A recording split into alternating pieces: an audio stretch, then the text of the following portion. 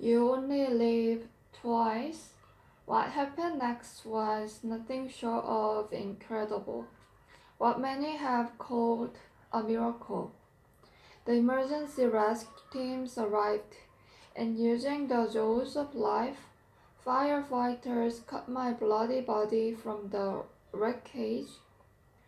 When they did, I bled out. My heart stopped beating. I stopped breathing. Clinically, I was dead. The paramedics immediately put me on the rescue helicopter and worked determinedly to save my life. 6 minutes later, they succeeded. My heart started to beat again. I breathed clean oxygen. Thankfully, I was alive. I spent 6 days in a coma and woke up to the news that I might never walk again. After 7 challenging weeks of recovery and rehabilitation in the hospital, learning to walk all over again, I was released to my parents' care, back into the real world. With 11 fractured bones, permanent brain damage, and a now ex-girlfriend who broke up with me in the hospital, life as I knew it would never be the same. Believe it or not, this would turn out to be a good thing. While coming to grips with my new reality wasn't easy, and at times I couldn't help but wonder, why did this happen to me? I had to take responsibility for getting my life back. Instead of complaining about how things should be, I embraced how things were.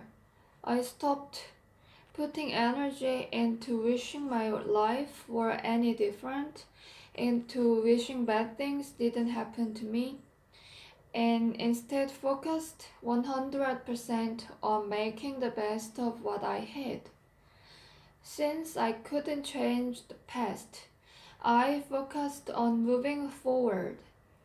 I dedicated my life to fulfilling my potential and achieving my dreams so I could discover how to empower others to do the same.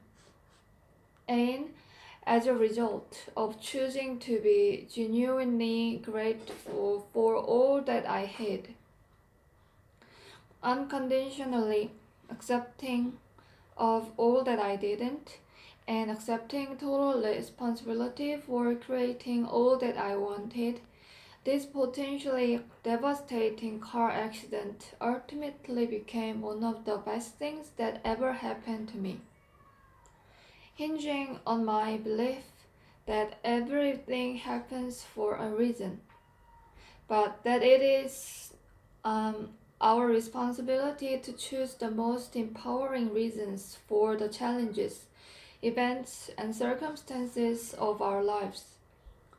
I used my accident to fuel a triumphant comeback.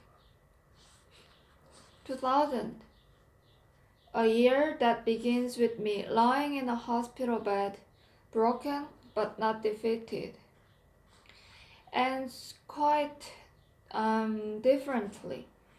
Despite not having a car, even less of a short-term memory, equipped with every excuse in the world to sit at home and feel sorry for myself, I returned to my sales position at Costco. I had the best year in my career and finished with number 6 in the company among over 60,000 active sales reps. All this while still recovering physically, mentally, emotionally, and financially from my wreck. 2001. Having learned some invaluable life lessons from my experience, it was time to turn my adversity into inspiration and empowerment for others. I started speaking and sharing my story at high schools and colleges. The responses from students and faculty were overwhelming positive. No.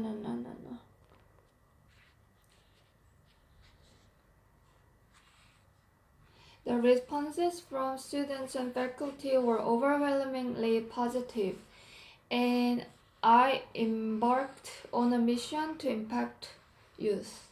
2002, my good friend Joe encouraged me to write a book about my accident to further inspire others. So I started writing. As quickly as I started, I stopped. I am no writer. Essays in high school were challenging enough, let alone a book. After repeated attempts that always ended with me staring at my computer screen, frustrated.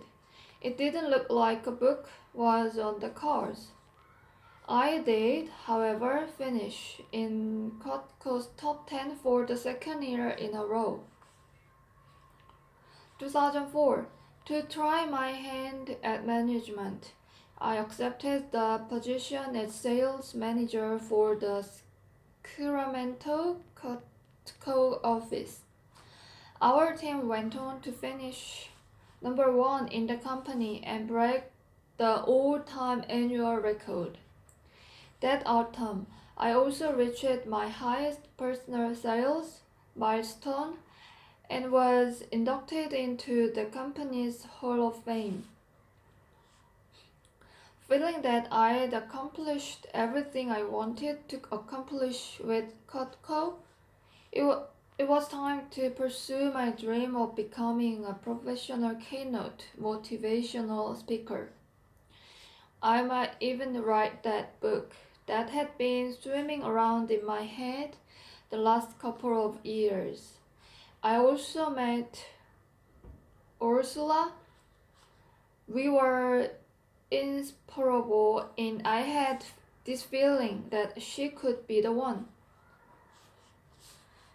February 2005, sitting in the audience at what I intended to be my last Costco conference, I came to a painful realization. I have never fulfilled my potential. Ouch. Sure, I'd won some awards and broken some sales records, but watching from my seat as the two top performers collect the highest annual award that Costco offered, I realized that I'd never fully committed, at least not for an entire year. I wouldn't be able to live with myself if I left the company before fulfilling my potential. I had to give it one more year, but this time I had to give it my all. 2005. Despite the late start to the year, I set a goal to nearly double my best sales year ever. I was terrified, but committed. I also concluded that I had an obligation to write that book and share my story with the world. I worked 365 days straight, selling and writing with a level of discipline which eluded me the first 25 years of my life. I was fueled by passion to do what I had never done before, to venture from my painfully comfortable realm of mediocrity, from which I operated my entire life, into the space of being extraordinary. But the year's end, I reached both of my goals, more than doubling my previous best sales year and completing my first book. It's official. Anything is possible when you are committed. Spring 2006. My first book, Taking Life Head On. How to love the life you have while you create the life of your dreams.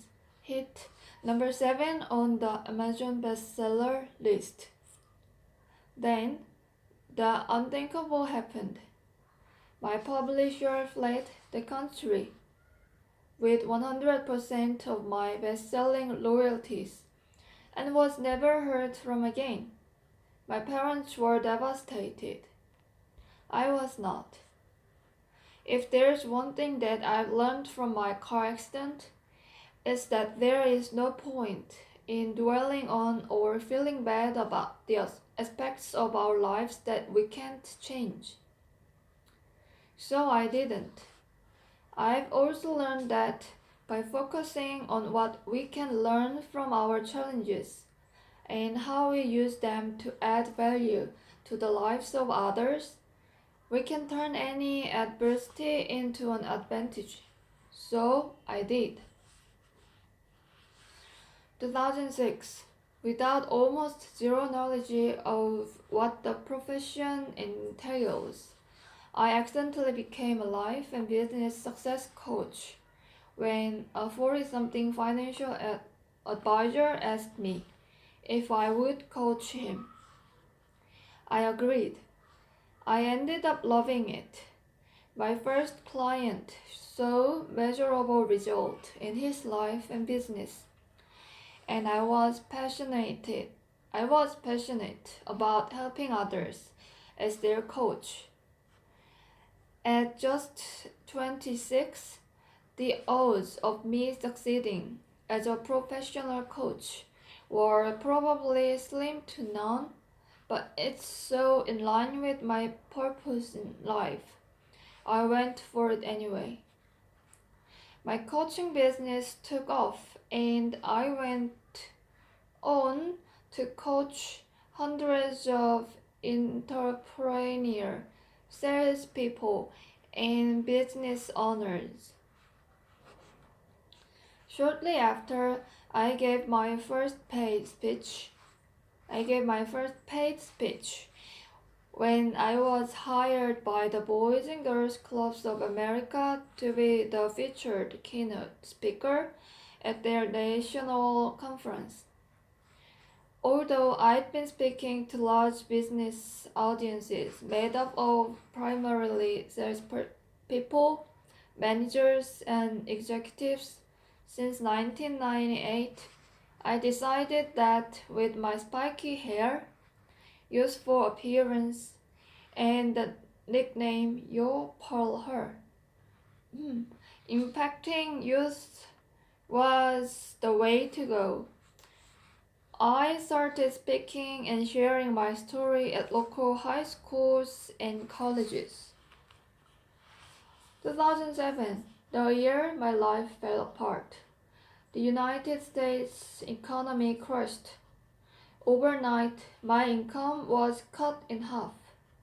My clients couldn't afford coaching. I couldn't pay my bills, including my house payment. I was $425,000 in debt and devastated. Mentally, physically, emotionally, and financially, I hit rock bottom. Never in my life have I felt so hopeless, overwhelmed, and depressed. At a loss for how to fix my life yet again, I desperately sought answers to insurmountable problems. I read self-help books, attended seminars, even hired a coach, but nothing worked.